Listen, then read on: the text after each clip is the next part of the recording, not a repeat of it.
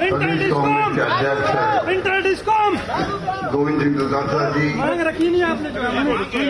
आपके ऊर्जा मंत्री भंवरी भाटी जी, हमारे वरिष्ठ राष्ट्रीय नागरिक आपूर्ति मंत्री प्रताप खजूरिया जी, अध्यक्ष इंटक के राजस्थान के जगदीश श्रीमाली जी, प्रिंसिपल सेक्रेटरी ऊर्जा भास्कर सावंत जी, अध्यक्ष प्रांतीय विद्युत मंडल मजदूर फेडरेशन इंटक के बजरंग लाल मीणा जी, आदरणीय रमेश कुमार व्यास जी, मुख्य संरक्षक रामदास स्वामी जी, महामंत्री आशुतोष जी, हाँ भैया, सीएमडी अक्षय ऊर्जा आर के शर्मा जी, सीएमडी उत्पादन निगम, आनंद कुमावत जी, एमडी जयपुर, ए के गुप्ता जी, ऊर्जा सलाहकार और विद्युत विभाग के उपस्थित तमाम हमारे कर्मचारी भाई और बहनों, मुझे बहुत पसंद था कि लंबे अरसे बाद में फिर मैदान में आने का सौभाग्य मिला। अभी कहा गया मेरे पूर्व वक्ताओं ने कि 98 में आए थे, उसके बाद में इंटेक की मीटिंग में गया हूँ जोधपुर में, उदयपुर में, और 98 के बाद में आज ही बुलाया गया, बीच में नहीं बुलाया गया था। इसलिए आप पूर्व नहीं दे सकते हो कि साहब आप 98 के बाद में आप आए हो, आपने बुलाया, जब बुलाया तो मैं आ गया।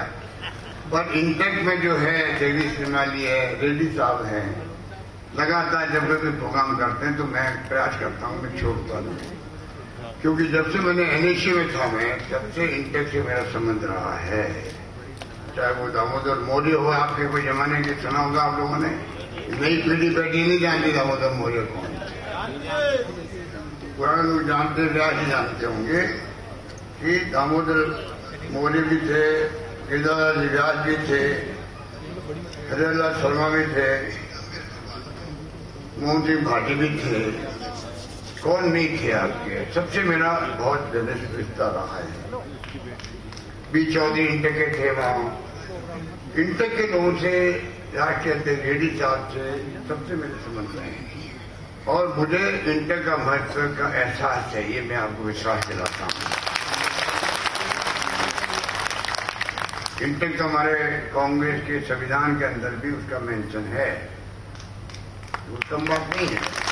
राष्ट्रीय पार्टी के संविधान के अंदर आपके इंटेक का बाकायदा यूथ कांग्रेस, गणेश चौई, महिला कांग्रेस, सेवा दल के साथ में इंटेक का नाम भी है। कांग्रेस प्रदेश कमेटी में इसलिए राष्ट्रीय अध्यक्ष भी मेंबर है, इसलिए आपका रिश्ता जो है, मैं समझता हूं कि रिश्ता वही है जो कांग्रेस के कार्यकर्ताओं के साथ हमारा है। थोड़ा सा टेक्निकल है कि आप सर्विस के अंदर है, बस इतना ही है। इससे मुझे खुशी है कि आज आप इतनी मैदान में आप नया भवन बनाया, उसके लिए तो आपको बहुत बहुत मुबारकबाद। इस माहौल के अंदर, माहौल आप देख तो देश में क्या बना हुआ है, उसके माहौल में आपने अपना झंडा बुलंद करने के लिए नवीनीकरण कर लिया भवन में 40 लाख की लागत से लगभग। ये आपके पदाधिकारियों को, बजरंग लाल जी को, पदाधिकारी जितने आपके, उन सबको मैं और आप सबको मुबारकबाद देना चाहूंगा। उम्मीद करता हूं नए भवन का शुभारंभ होना, नए भवन में आके बैठना, प्रशासनिक दृष्टिकोण से काम करना, एक नया माहौल बनाएगा पूरे इंटेक के अंदर, तो आप लोग आने वाले वक्त के अंदर और मजबूती से प्रांतीय विद्युत मंडल मजदूर फेडरेशन जो है उसके माध्यम से आप लोग काम कर पाएंगे। मजदूरों को लेकर आप देखते मेरी, आप पिछली सुनते होंगे राजस्थान भर में मैं कहीं जाता हूं तो मैं कहता हूं मोदी जी को कि आप एक कानून पास करो, राइट टू सोशल सिक्योरिटी। मैं क्यों कहता हूं, कोई जमाने में ना लगा था 1 मई को मजदूरों, दुनिया के मजदूर एक हो जाओ, तो खाली इंटेक कोई आपके विभाग का सीमित नहीं है। आपका रिश्ता जो है, जितने मजदूर साथी आपके हैं, चाहे अभी गिना रहे थे श्रीमाली जी, किसी से हो, मजदूर मजदूरी है, मजदूर मजदूरी है। और उनकी सोशल सिविल होना बहुत जरूरी है। दुनिया के मुल्कों में होती है, खाली मजदूर की नहीं बल्कि जो गरीब है, नीडी है, चाहे वो ठेला वाला है, रेहड़ी वाला है, पटरी वाला है।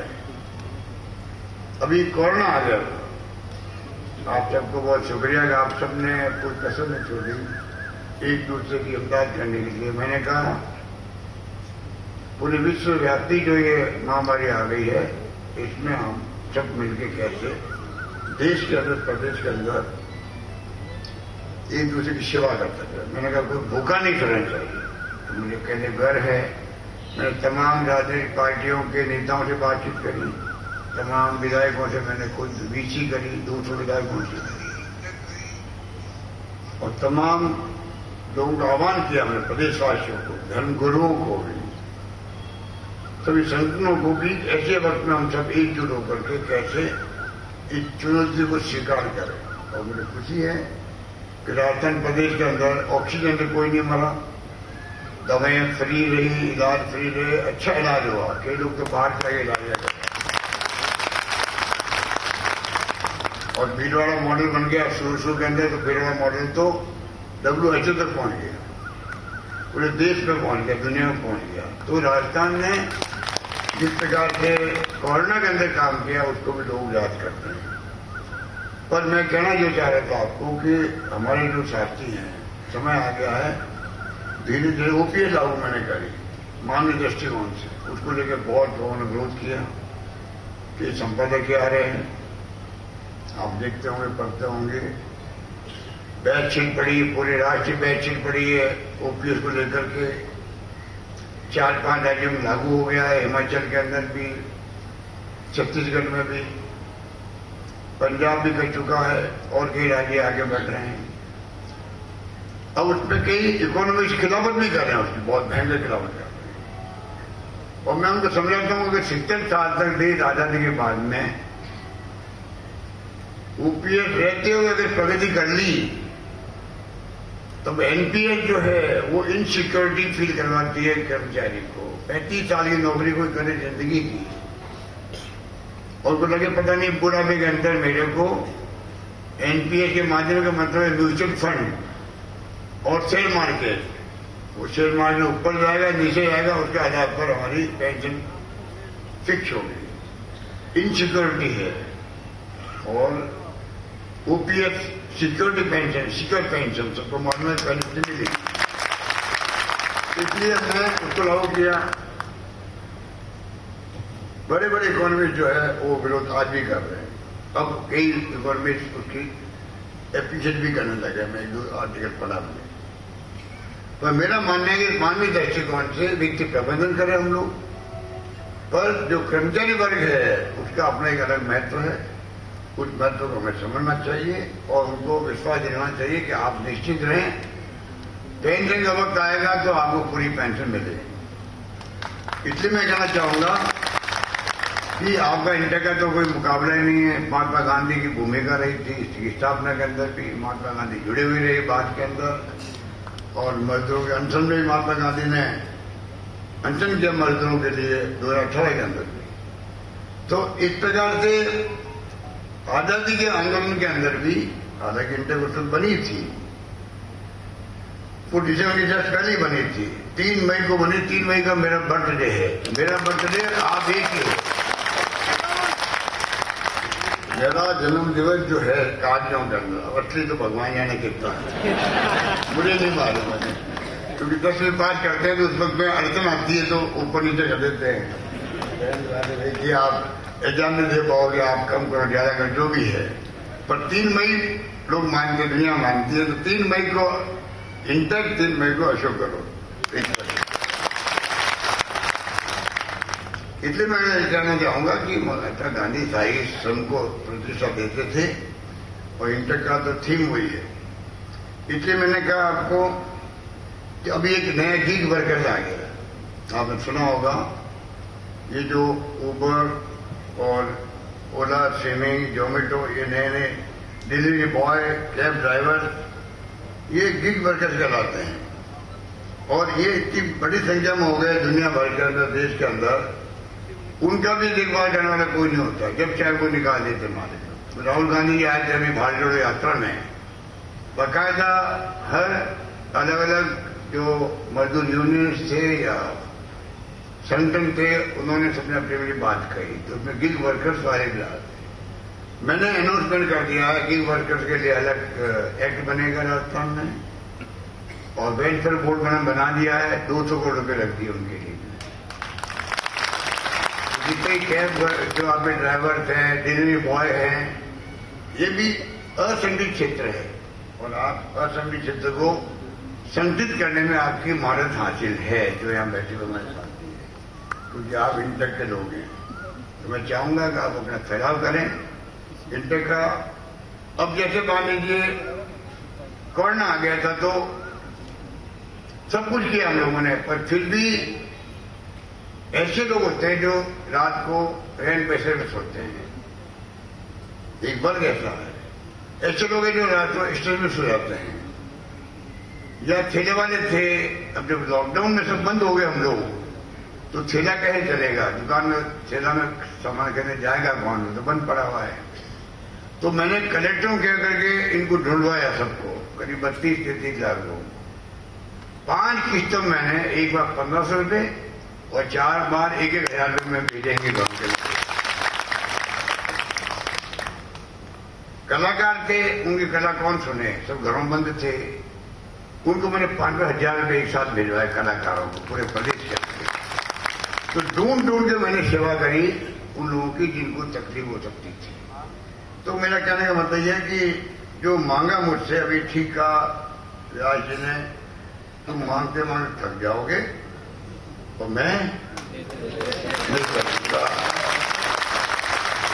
ये बैठे हमारे प्रधान सिंह जी, हमारे दुर्गा जी, हमारे भाटी जी को पूछो, हर एमएलए का तुम्हारी जनता जो मांगे तुमसे, कॉलेज मांगे, अस्पताल मांगे, पीएचसी, सीएचसी, कोई मांगे, सड़क मांगे, स्कूल मांगे, कोई मांगे तो मना ही मत करो। आप तो मेरे पास लाओ, और जो आप कहोगे मैं पूरा करने का प्रयास करूंगा। इसलिए मैंने कहा तुम मांग के मांग थक जाओगे, मैं देते देते थकूंगा, पर बोले नहीं मानता, कुछ साथी झिला मांग लेंगे। पर मैंने उनकी मांगे पूरी, उन्हीं झीलें बना दी राजस्थान के। उन्हीं जिले इतिहास में हिंदुस्तान में कहीं नहीं बने होंगे एक साथ। और हमारे बेटे अध्यक्ष जी ये बड़े चालाक निकले, इन्होंने कहा कि मेरे को संभाग चाहिए, तो मैंने इनकी मांग पूरी की, सीटों को संभाग बना दिया। आप सोच सकते हो, आदिवासियों का संभाग बना है बांसवाड़ा, एक मारवाड़ का संभाग बना वहां पर पाली। कोशिश की प्रशासनिक इकाइयां बड़ी बने, तहसीलदार, उप तहसील, एसडीओ ऑफिसेज, एडीएम लगे, तो और प्रशासन करने में आसानी हो जाती है। तो बड़े बड़े जिले बन गए हैं, एक एसपी, एक कलेक्टर होता है, वो पूरा जिले को संभालने में तकलीफ आती है। सोच समझ के आज हमारे यहाँ 33 की बजाय 25 जिले हो जाएंगे। 25 आपको 25 नहीं, 33 से 50 जिले हो जाएंगे, 50 जिले हो जाएंगे। अब आपको इंडिया की 50 जगह इकाइयां बनानी पड़ेगी, आपको भी जिले वाइज बनानी पड़ेगी। तो मैं कहना चाहूंगा आपको, अभी मैं होमगार्ड के प्रोग्राम गया, वहां पर होमगार्ड वाला ध्यान दो कि तकलीफ आते हैं और काम बार बार मांगते, रिन्यू करना पड़ता 5 साल के अंदर उनको अपना। उसमें हमको शिकायत भी रहती थी, तो ये मांगते कि आप 5 साल का 7 साल कर दो, 10 साल कर दो, और मैंने सीधा 5 साल 15 साल कर दिया उनको। बार बार उनको जाके इधर उधर फिरना नहीं पड़ेगा, बहुत तकलीफ आती है, मुझे मालूम उनको क्या तकलीफ आती है। मैं यहाँ नहीं कहूँ तो अच्छी बात है, तकलीफ बहुत आती है। आज ये आपके आज जैसे है कर्मचारियों के लिए, आज जैसे चिड़िया की 25 लाख योजना से ज्यादा मजबूत योजना को, ज्यादा आपको तो भी नहीं मिली है, शायद नहीं मिली आप लोगों को। चलो कभी लोग वो भी आपके लिए आपका सपना पूरा होगा। पर बहुत शानदार योजना है। एक बिल बनवाओ, डॉक्टर के पास इलाज करने जाओ, फिर बिल बनवाओ, फिर जाके दो उसको साइन करने के लिए डॉक्टर साहब का, रख दीजिए, अभी डॉक्टर साहब बिजी है, फिर आप तक ढूंढने जाओगे कब साइन हो गए कि नहीं, अभी साइन नहीं हो गई, फिर वापस जाओ और फिर पता नहीं पूरा पैसा मिलेगा, कौन सा पैसा कटेगा, दवाइयों का पता नहीं लगता था। आज ये ऐसी स्कीम है, क्यों मैं मेंबर पार्लियामेंट रहा हूं केंद्र में, वहां केंद्र सरकार के कर्मचारियों के लिए CGHS है, उसी पैटर्न में मैंने बनाई है, जिससे कि आप जाओ इलाज प्राइवेट में, सरकार में जाओ, इलाज करो, दवाई लो, सब फ्री, कोई कैशलेस स्कीम है, कैशलेस स्कीम। इस प्रकार से जो है मैं समझता हूं कि जो आपने कहा वो हमने पूरा किया है।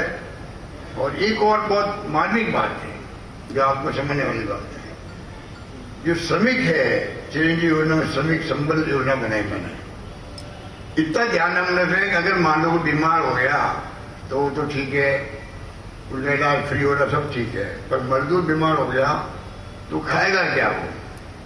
तो हमने ये कहा उनके लिए, अगर कोई पंजीकृत श्रमिक जो है स्ट्रीट वेंडर बीमार हो गया, भर्ती हो गया, तो इलाज तो फ्री हो गई होगा, साथ उसके साथ में न्यूनतम 7 दिन की मजदूरी जो है उनको सरकार देगी, जिससे कि 7 दिन तक वो तकलीफ नहीं पाएंगे।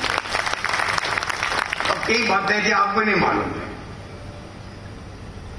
सरकार की स्कीम बनती है ना, बहुत ही बारीकी से जाना पड़ता है। और मैं कैंप क्यों लगवा रहा हूं, ये महंगे राज्य के विपक्ष के लोग कहते हैं क्यों लगवा रहे हो, घर पहुंच जाएगा, क्या पहुंच जाएगा? 70% मुश्किल से पहुंचता है कोई भी स्कीम। कितनी विज्ञापन दे दो, टीवी में विज्ञापन दे दो, मीटिंगों में भाषण दे दो, पहुंचता ही नहीं है। कोई अनपढ़ भी है, कोई लापरवाही कर देता है, कुछ कर देता। 2 लोग बच्चे मर गए अभी, एक बच्चे के परिवार का तो कार्ड बना हुआ था चिरंजीवी योजना का, 5 लाख मिल गए। उसी एक्सीडेंट में दूसरा बच्चा था, उसके परिवार ने कार्ड नहीं बनवाया, लापरवाही से उसको नहीं मिला। तो कहने का मतलब कि जो स्कीम है उसका पूरे लाभ सब तक पहुंचे। अब हमने कर दिया, जो रजिस्ट्री करवाएगा उसी को लाभ मिलेगा। अब कल मैंने 10 लाख जो है उनको डीबीटी की है, जिन्होंने सिलेंडर खरीद लिया है। अब बताइए आप, उनको कम से कम जो मैंने वादा किया है 500 रुपये में सिलेंडर देंगे, वो वादा पूरा हो गया। अब जैसे रजिस्ट्री करवाओ और आप अपना पैसा उठाओ, उससे क्या होगा, एक दूसरे की मदद करेगी, तूने करवाया नहीं करवाया, तूने करवाया नहीं करवाया। तो ये स्कीम का लाभ पूरी प्रदेश की जनता के लिए है। अब चिरंजीवी योजना है, कोई आयुष्मान भारत की योजना भारत सरकार की है, वो खाली एक वर्ग के लिए। SSCC जो यूपीए गवर्नमेंट ने बनाया था, सर्वे करवाया था, सोशो इकोनॉमिक सेंसस करवाई थी, उस तक सीमित है वो। भामाता फूड सिक्योरिटी एक्ट में जो लोग थे उनके लिए सीमित थी। हमारी योजना पूरी पब्लिक के लिए, चाहे वो गरीब है, अमीर है, कोई है, बहुत प्रदेशवासी होना चाहिए। इतना बड़ा फर्क है, इसको समझना पड़ेगा हम लोगों को कि किस प्रकार से हम उसकी एक एक योजना का लाभ प्रदेशवासी उठाए।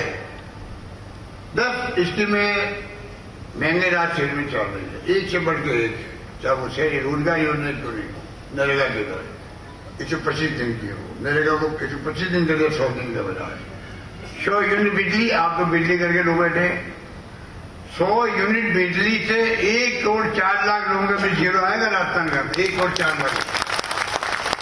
वो आपको ही दुआएं देंगे जो हमारे बिजली के लोग भाई लोग हैं, तो कोई विभाग ने हमें फ्री कर दिया है। 15-17 लाख 15-16 लाख किसानों का बिल जीरो आएगा 2000 यूनिट करने से। और 200 यूनिट वालों को हमने जो सिर्फ 4 वगैरह खत्म कर दिए, उसके तो कहने ही क्या है। पूरे राजस्थान में ऐसा माहौल बन गया भाई कि चलो हमें राहत मिल गई है। तो कहने का मतलब कि सोच समझ के हम लोग 500 रुपये में सिलेंडर हो, चाहे वो पैकेट देने की बात हो। अब पैकेट जो है अगर टेंडर ढंग से नहीं होगी, तो हमने कहा है कि अगर टेंडर नहीं हो तो वहां पर डीबीटी कर दो, कुछ भी करो। पर प्रदेश में जो लोग दुखी हैं, महंगाई की मार झेल रहे हैं, हमारा प्रदेश कम से कम महंगाई के मार में कैसे राहत मिले, उसको कैसे बढ़त हो, ये नारा हमारा यही है आजकल। इसलिए हमने बढ़ चढ़ करके एक एक चीज का ध्यान रखा है कि राजस्थान के पब्लिक को कैसे राहत मिले। आज राजस्थान आपको मालूम है, राजस्थान देश में आर्थिक दृष्टिकोण से नंबर 2 पे आ गया है। नंबर 1 आंध्र प्रदेश 11.4%, राजस्थान 11.04%। तो हमें गर्व होना चाहिए, राजस्थान आगे बढ़ रहा है। इतनी हमारी स्कीमें शानदार है कि 1 लाख किलोमीटर सड़कें बनी राजस्थान के अंदर, 1 लाख किलोमीटर, 56,000 किलोमीटर सड़कें बन चुकी है और 46,000 किलोमीटर सड़कें बन रही है। चाहे वो विलेज की रोड हो, चाहे वो मेजर डिस्ट्रिक्ट रोड हो, चाहे मेगा हाईवे हो, चाहे स्टेट हाईवे हो, ये कोई कम नहीं है। सड़क बनना उन्हें प्रगति की राह खोलना होता है। तो कहने का मतलब ये कि पानी की योजनाएं हो, जल जीवन मिशन हो, जेजेएम हो, बिजली की बात हो, सोलर की बात हो, रूफटॉप सोलर की बात कर रहे हैं हम लोग। शिक्षा का तो कहना ही क्या है, जो राजस्थान हुआ है, विश्वविद्यालय खुल गए, कॉलेज खुल गए, 3 कॉलेज तो हमने खोल दिया अभी 5 साल मैंने आपको कहा। 130 कॉलेज गर्ल्स की उसके अंदर और 5 लड़के जो होगी कॉलेज बना दिया जाएगा। तो क्या कर सकते हैं, जो मांगा या नहीं मांगा बिना मांगे भी मिल रहा है। कई बार कर्मचारी लोग हमारे इतनी मांगे उनकी भी छोटी मोटी रहती है, जो जाते हैं जिले में तो आते बड़े प्यार से। इतनी भीड़ आने लग गई आजकल, क्यों आ रही भीड़, ये शुभ संकेत है। उनको विश्वास है हमारी सरकार पर, ये सरकार है तो हमारा काम होगा, इससे आ रही है। मैं बुरा नहीं मानता हूं, ऐसी नई नई मांगे आ रही है मेरे सामने। कल में जोधपुर था, पाली था, पहले मैं बाड़मेर था। ऐसी ही मांगे कर्मचारियों की, छोटे कर्मचारी, बड़े कर्मचारी, नौकरी की या कोई पदनाम की, जैसे आपने पदनाम की बात करी है। आपका पदनाम तो 25,000 से बड़े कैडर के तकनीकी कर्मियों की मांग को ध्यान रखते हुए मैं घोषणा करता हूं कि टेक्निकल हेल्पर प्रथम द्वितीय तृतीय के पदनाम को उनके तकनीकी योग्यता को देखते हुए, उनके सम्मान को ध्यान रखते हुए टेक्नीशियन प्रथम द्वितीय तृतीय किया जाता है।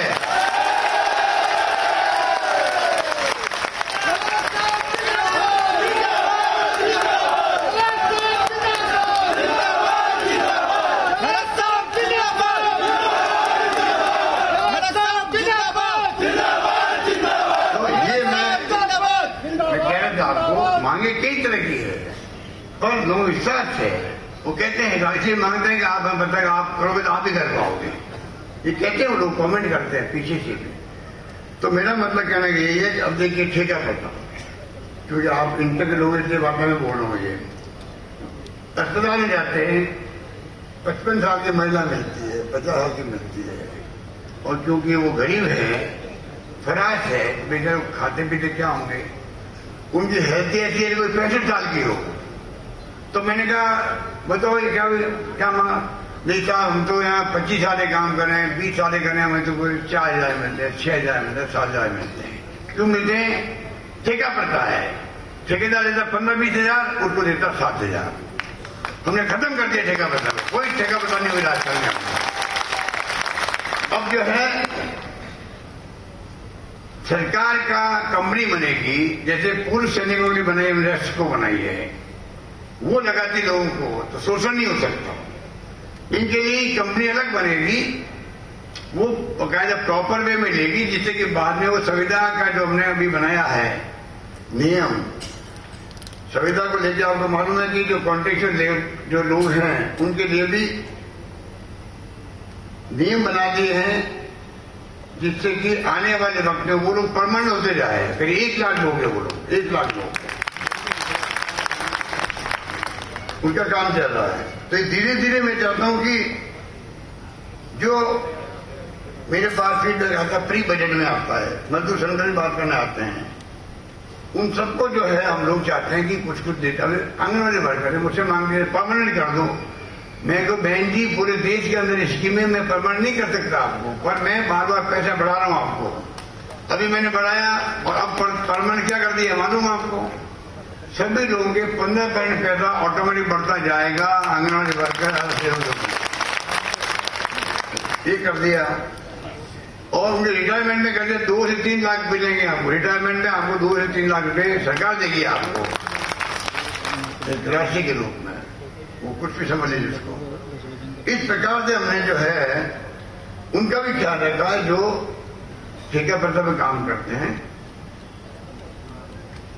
संविदा कर्मियों के लिए आपके जो सरकारी कर्मचारी ने 2 बार डीपीसी कर दी, पता नहीं उसका लाभ आपको मिलता नहीं मिलता। कर्मचारी जो हमारे हैं साल में 2 बार डीपीसी, 2 साल का अनुभव कम कर दिया, 9, 18, 27 कर दिया, लाभ ने 10, 20, 30 के आगे क्या। साधारण वेतन आयोग आपके बोर्ड में, निगमों में साधारण वेतन आयोग लागू कर दिया। संविदा कर्मचारियों के लिए कॉन्ट्रेक्चुअल सर्विस रूल्स बनाए, वो जो मैं कह रहा था आपको वो हो गया। 11,000 हमने मृतक कर्मचारियों को हमने अनुकंपा नौकरी दी राजस्थान के अंदर। और मुझे याद है 25 साल पहले मैं मुख्यमंत्री था, तब भी हमने ध्यान रखा मृतक कर्मचारियों परिवारजनों का ख्याल रखना सरकार का काम होना चाहिए। हमने ध्यान रखा, जो आया उन सबको नौकरी दी गई। शीतलन करना पड़ा, कुछ छूट देकर के नौकरी दी गई उनको भी। मोदी जी ने अनाउंस किया था कोरोना के अंदर साहब जो मेडिकल के जो कर्मचारी हैं, डॉक्टर या नर्सेज, उनको 50 लाख दिए जाएंगे मर जाएंगे तो काम करते हुए ड्यूटी पे। मैंने क्या घोषणा करी आपको याद है? आपने किसी को याद है? हाथ खड़े करो। क्या घोषणा करी मैंने? 2 हाथ खड़े हुए। सभी कर्मचारियों या बैठो। अब बताइए यार, मैंने उसी वक्त घोषणा कर दी 2-3 दिन में राजस्थान में खाली मेडिकल का नहीं, कोई कर्मचारी होगा अगर डेथ होती ऑन ड्यूटी पे 50 लाख रुपए उसको मिलेंगे। और घोषणा नहीं करी है, 50 लाख 330 लोगों मिल चुका राजस्थान के अंदर। 50 लाख 330 लोगों मिल चुका है। 3 बच्चों पर पदोन्नति से वंचित होने के नियमों में गणना में शीतलन दी गई है, तो छोटे बड़े तो होते रहेंगे। कई घोषणाएं की है, बाकी तो घोषणा में क्या बताऊं, आप सब इंटर के लोग हैं तो बहुत कुछ जो मैंने कहा आपको कि कोई कमी रखी नहीं है। पट्टे 8.5 लाख तो मिल चुके हैं राजस्थान में। पट्टे पहली बार 30-40 हजार लोग बैठे हैं। पट्टा लेना एक अलग ही बात होती है। 40 साल बैठा हुआ मकान बना के पट्टा नहीं उसके पास में। पट्टों को अभियान चला रहे, इतने लोग खुश हैं। कल में जोधपुर में था, वकील ले रहे 30-25 हजार रुपये बिना मतलब की, 1 रुपया नहीं लगना चाहिए। 500 रुपये पट्टा दे रहे हम लोग। बड़ी कोई कॉलोनी एडवांस है, 2-4 हजार होते होंगे उनको। और नगर निगमों की ड्यूटी है, उनको फ्री पट्टा जो जितनी लगे 500 है या 2000 है 4000 है उस पर पट्टा दे।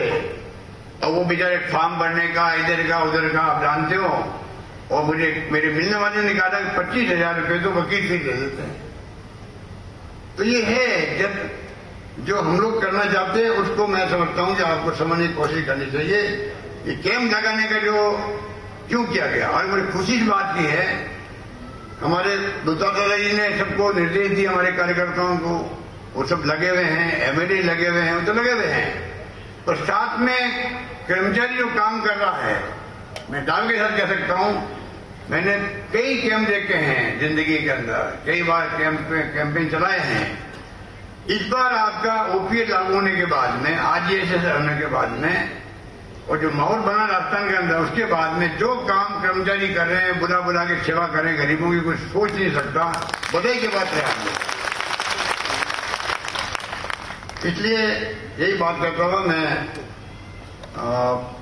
बहुत खुश हूं कि आज मैं आपके बीच में आते। मैंने मना कर दिया था, मना कर दिया भाई कभी छोड़ो। जब हमारे अध्यक्ष जी पहुंच गए, अध्यक्ष जी अपनी बात कह देंगे वहां पर, अध्यक्ष ही होता है। पर वो हमारे मंत्री का फोन आ गया कि आना पड़ेगा, सबकी इच्छा है। सीपीएफ वाला कर दो साहब।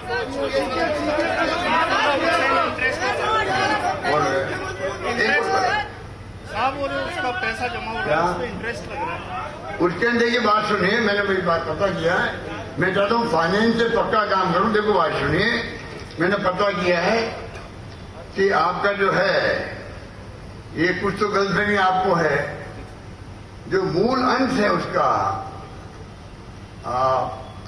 जमा का, उसकी बात की जा रही है मांगने की, नंबर 1। और दूसरा जो ब्याज की बात की जा रही है, जैसे कोई चक्रवृद्धि ब्याज, ऐसा कोई ब्याज नहीं लग रहा है। मूल अंशदान था है जो है, और साधारण ब्याज 12%, उसको लौटाने की बात है।